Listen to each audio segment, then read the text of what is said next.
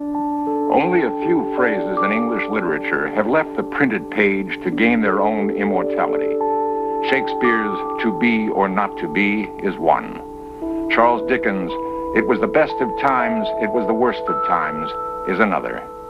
None, perhaps, has captured the world's imagination more completely than "Elementary, my dear Watson, elementary."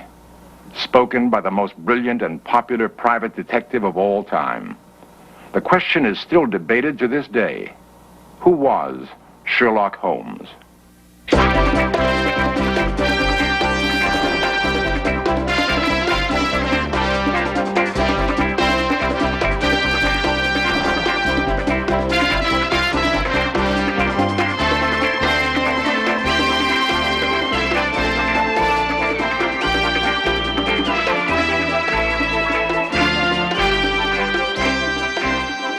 Really, Holmes, there's something positively inhuman about you at times. My dear Watson, I never allow my judgment to be biased by personal qualities. While it is common knowledge that Conan Doyle wrote the adventures of Sherlock Holmes, many readers were and still are convinced that this unique detective actually existed. Did he?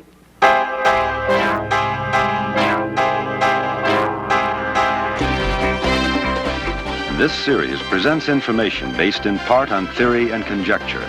The producer's purpose is to suggest some possible explanations, but not necessarily the only ones, to the mysteries we will examine.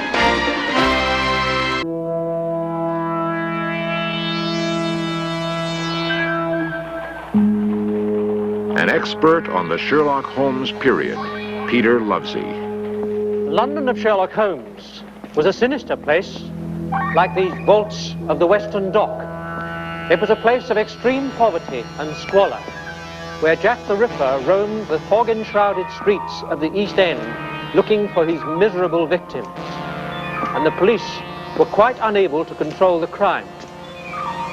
But many people look back on it as a golden age, when Queen Victoria had reigned for as long as anyone could remember, and the upper classes could feel secure, safeguarded by the greatest of all detectives, Mr. Sherlock Holmes of Baker Street. The fact of the matter was, in the decade prior to Holmes' appearance in print, the London police had failed to combat the growing crime rate. Even corruption in the force flourished. There were dynamitings involving the Irish problem, ruthlessly suppressed meetings of the unemployed, and most of all, the notorious Jack the Ripper murders, never solved. Not all police were inefficient or corrupt, of course, but leadership was clearly lacking. The public was not being served.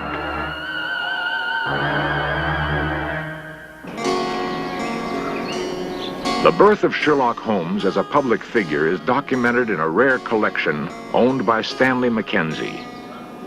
The big cornerstone of any Sherlock Holmes collection, and which is the envy of most collectors, is Beeton's Christmas Annual for 1887.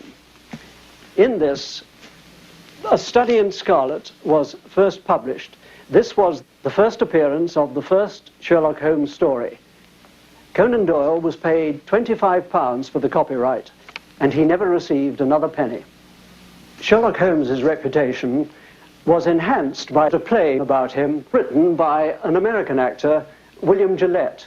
This poster shows Gillette himself in the gas chamber scene in the play.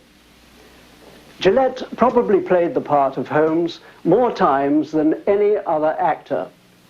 An 1895 recording preserves his performance. How the deuce did you know my wife was away? Marvelous, marvelous. Elementary, my dear fellow, elementary.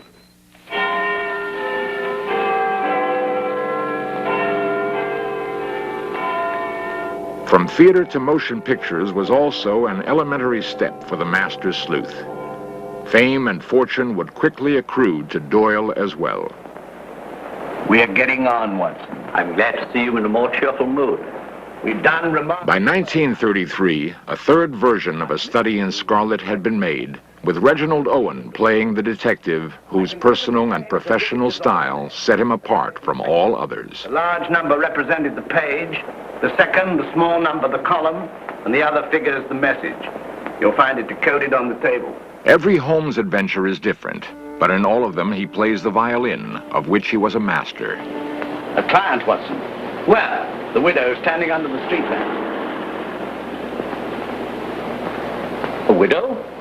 Would you like to bet on that? Of course. Well, I'm not going down the street to ask her. Ah. Won't be necessary. She's made up her mind. So you deduce at a distance, eh? Not in this case. I recognized her features. She's a Mrs. Murphy. Her husband was murdered 3 days ago. You mean the man that was found dead in a train? Exactly. Come in. Mrs. Murphy to see you, sir. Mr. Holmes, I'm in such a mess. Such a mess. My husband up and died without leaving me as much as a... Holmes would never refuse a woman in distress, whether she be plain or beautiful. And in some cases, he might reluctantly have to turn her over to the authorities. For under his cool exterior burned a passion for justice to be feared by all villains. London's most dangerous crook. The king of blackmailers. A gliding, slithy, venomous snake. Once in his power, he'll squeeze and squeeze until he's drained his victims dry. More than once I've had my net around him, but so far he's managed to wriggle his way out. But the time has come, Watson. No shot broke that window. How did this modern detective come into being? What was Holmes' creator like? Arthur Conan Doyle was born in Edinburgh in 1859. Raised in one of the gracious Georgian homes in the new town, he enrolled at the age of 17 as a student of medicine at the university. Here he learned the methods of diagnosis, which, applied to the analysis of crime, became the basis of Holmes' famous methods of detection. No one questions that the inspiration for his quick-witted hero came from Doyle's tutor, Dr. Joseph Bell, here recreated for In Search Of. I've always considered Conan Doyle as one of the best students I ever had. He was exceedingly interested in anything concerned with diagnosis, and never tired of trying to discover those little details that one must look for. I remember he was greatly amused one day. A man came in, sat down. "Good morning, Pat," I said, for it was impossible not to see that he was an Irishman. "Good morning, Your Honor," replied the patient. "Well, and did you like your walk across the links today as you came in from the south side of the town?" said I. "Yes," replied Pat. Did Your Honor see me?" Well, even Doyle could not see how I came to know that, absurdly simple as it was. On a showery day, such as it had been, the reddish clay at the bare part of the links adheres to the boot. Some tiny part of it is bound to remain. There's no such clay anywhere else round the town for miles. Well, that and one or two similar instances excited Doyle's interest and set him discovering for himself in the same direction, which of course was exactly what I wanted with him and all my other scholars. Recognition of... How much of Bell was in Holmes, how much of Doyle himself, no one can say for sure. As a young doctor with few patients, Doyle found plenty of time to write. Years later, he told why he felt compelled to create Holmes. I've had, of course, a scientific training, and I used occasionally to read detective stories. It always annoyed me how in the old-fashioned detective story, the detective always seemed to get at his results either by some sort of lucky chance or a fluke, or else it was quite unexplained how he got there. He got there, but he never gave an explanation.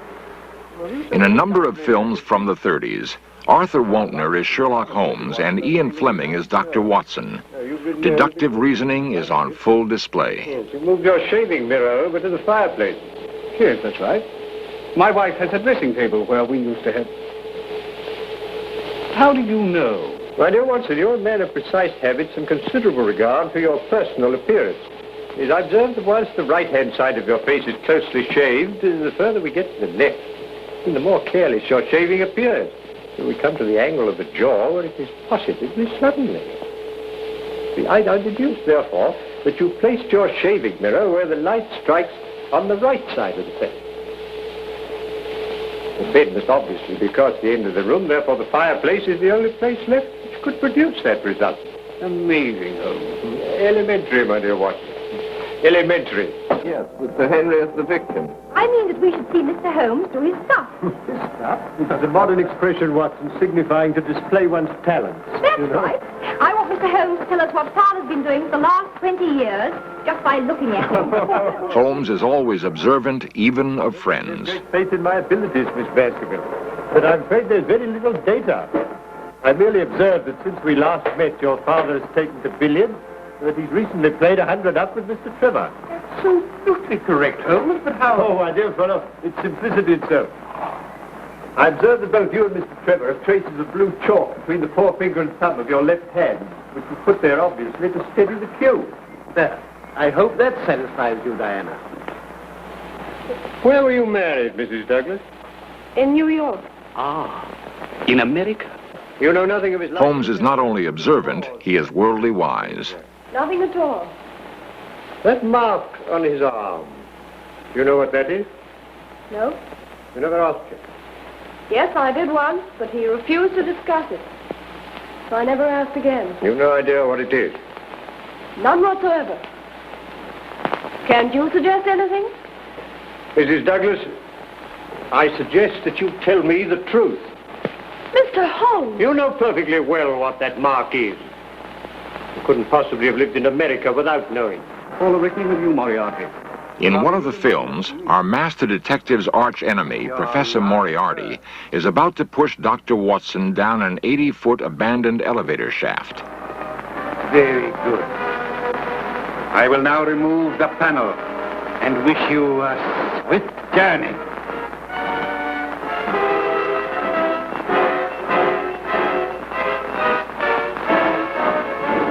Don't move, any of you.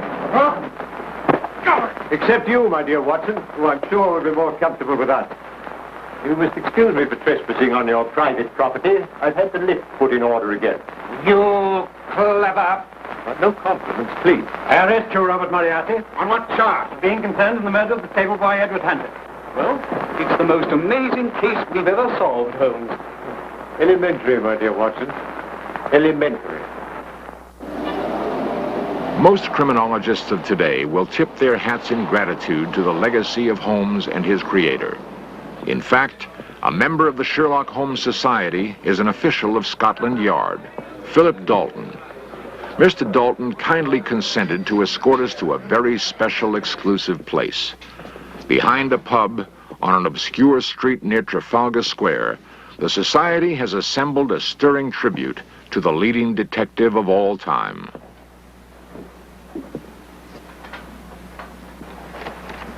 Well, here it is, the sitting room at 221B Baker Street.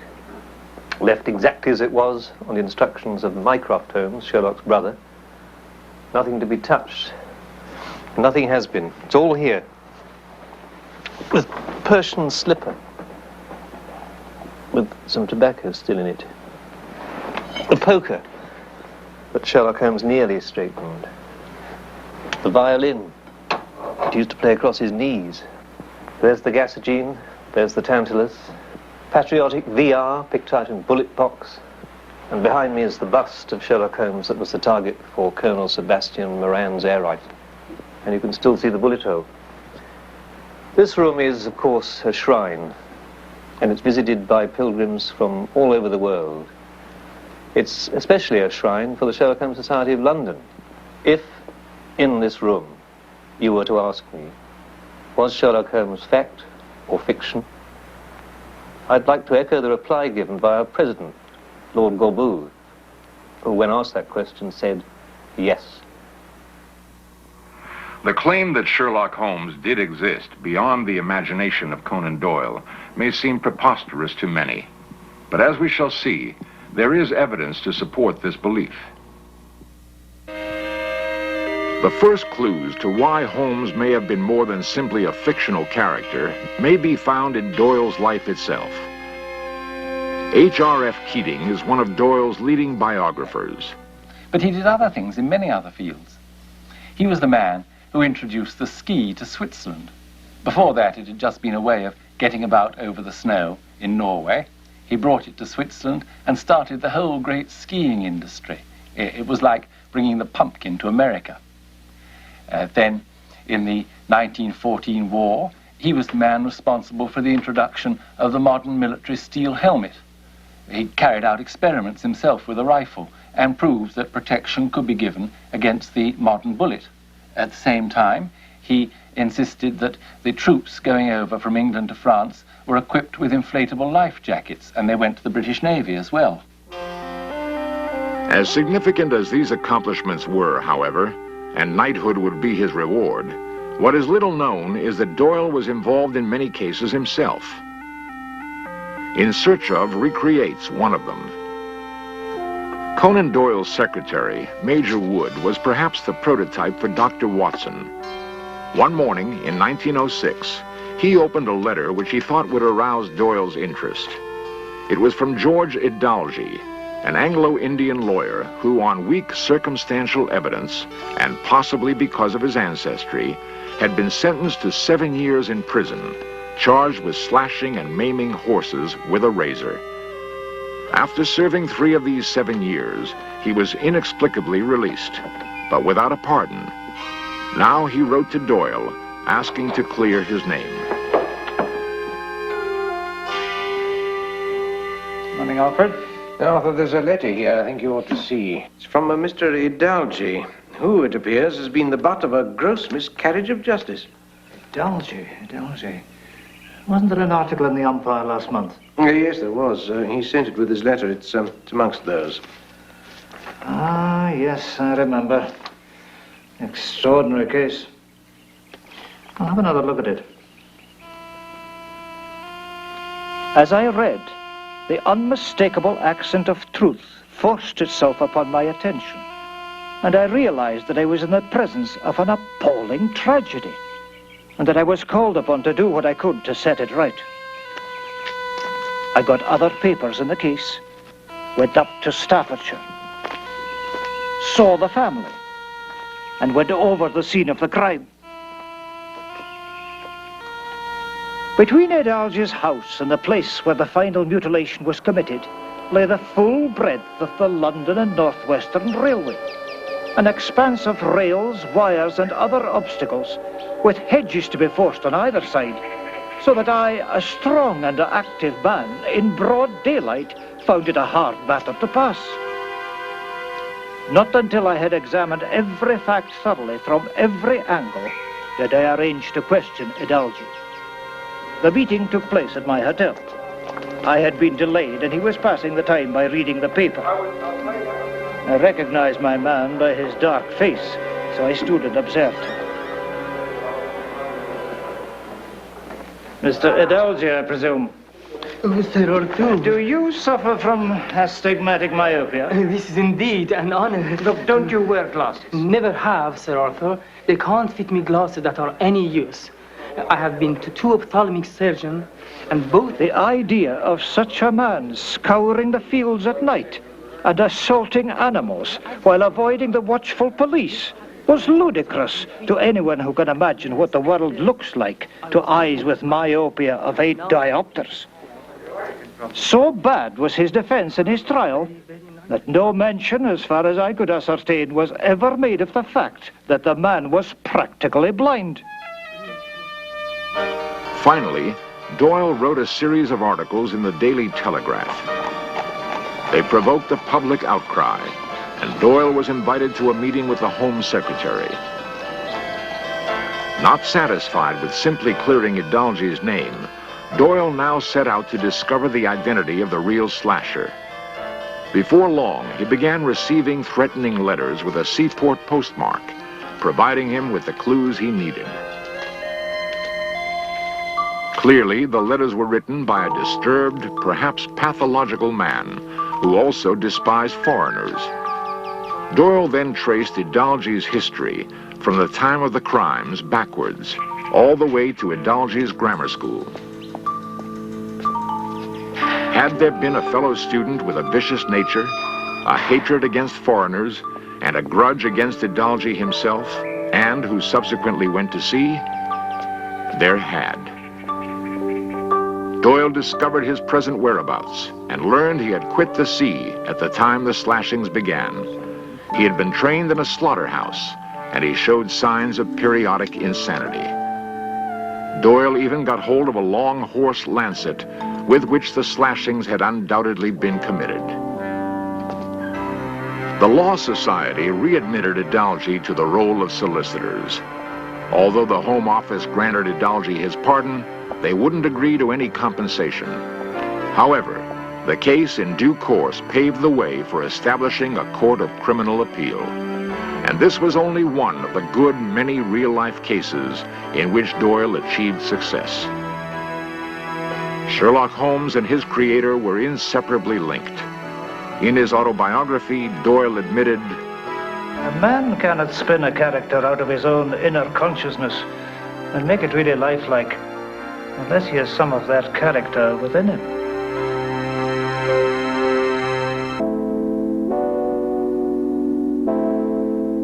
The horse-drawn carriages of 1895 may have disappeared, but the living presence of Sherlock Holmes of Baker Street persists to this day. Nearly 100 years after A Study in Scarlet, letters still come into that address at 221B Baker Street, now the offices of an insurance company who reply on Sherlock Holmes' behalf. And this one's from San Diego, California. It's addressed to Mr. Sherlock Holmes or Dr. John Watson, MD. For those who believe Sherlock Holmes was only a figment of a writer's imagination, In Search Of humbly submits its deduction that he did, in a very real way, exist.